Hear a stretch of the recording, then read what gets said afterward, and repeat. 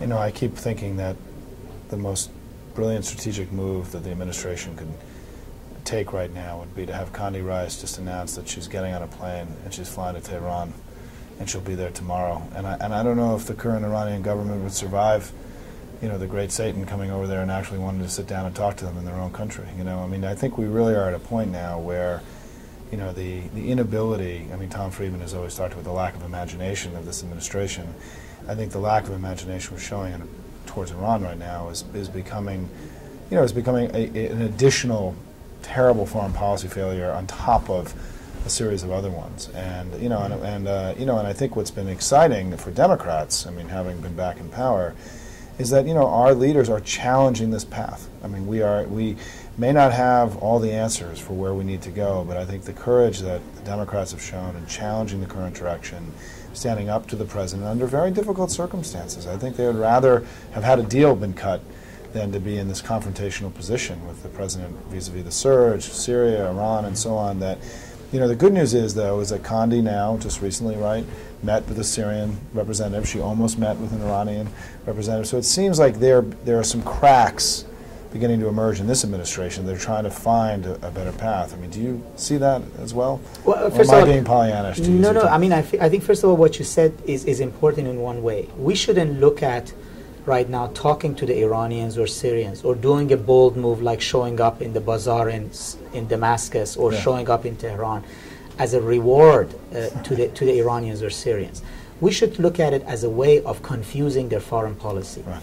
In other words, they're operating on a base of set of assumptions that the United States is cornered, that it's out of options, that it is that they have the upper hand. So, you know, the best way of confounding them is to change the rules of the game completely.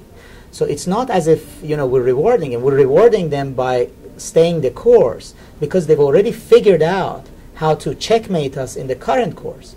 So if we really want to do us a favor, we would do something like what you said, because that will, you know, turn everything on them upside down, and they have to sit down and recalculate the way they're going to do things. I think there are some some cracks within the administration because I think they've realized that their policies are at a dead end. As I said, you know, the policy against Iran is not working. It hasn't worked for the past 5 years. It's not working. We have very few options left against Iran.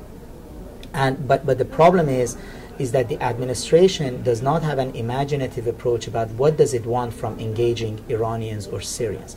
It doesn't have a big picture that, okay, you know, this is the roadmap, this is where we want to be with this very Iranian regime in 2 years' time. Yeah. And therefore, every meeting, every statement should be in that direction. You cannot be having fruitful discussion with the Iranians at the same time as you have a second aircraft carrier there, at the same time that you're possibly supporting some kind of insurgency in Iran, at the same time as you've chosen to only focus on Iranian misbehavior in Iraq and give a pass to other neighbors of Iraq, and at the same time that you're squeezing their economy, and then also you publicly say that there is nothing to talk to Iran about other than their bad behavior in Iraq or the nuclear enrichment. So, you know, there is inconsistency here because even the Iranians see that the U.S. is only trying to vie for a little bit of space. It really doesn't have a new strategy. There is no new thinking.